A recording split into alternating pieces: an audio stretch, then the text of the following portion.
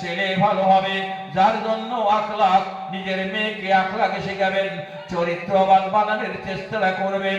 নিজের সন্তানকে মাদ্রাসায় পাঠাবেন, নিজের সন্তানকে স্কুলে পাঠাবেন, নিজের সন্তানকে মানুষকে বলবেন, বড়কে দেখে সালাম দেবে, মানুষের সহিত ক্যাচাল করবে না, বৃদ্ধ মানুষকে সালাম দেবে, সুন্দরভাবে সাজ পোশাক করে থাকবে, মানুষের সহিত ঝগড়াঝাটি করিবে না।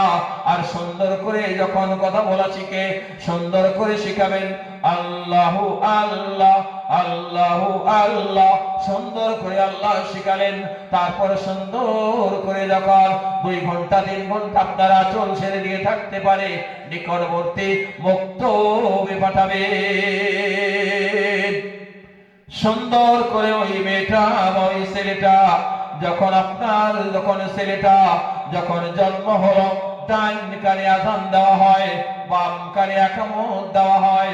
আপনার ছেলে হলো বা আপনার মেয়ে হলো, ছেলে হলেও ডান কানে আযান, বাম কানে ইকামত, মেয়ে হলেও ডান কানে আযান, বাম কানে ইকামত। আর যখন স্তনপান করাবেন, সুন্দর করে যেখানে সেখানে নয়, বেপরদা হিসেবে নয়, পর্দার মাধ্যমে থেকে সুন্দর করে স্তনপান করাবেন।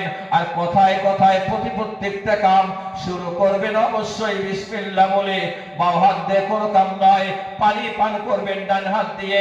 আর নিজের সন্তানকে শিখাবেন, খবরদার বাম হাত দিয়ে যেন পানি পান করানো হয়, বাম হাত দিয়ে যেন বরফ খাওয়ানো হয়, বাম হাত দিয়ে যেন বিস্কুট খাওয়ানো হয়, বাম হাত দিয়ে যেন দুধ খাওয়ানো হয়, যে কোনো খাদ্য বাম হাত দিয়ে খাওয়ানো হয়।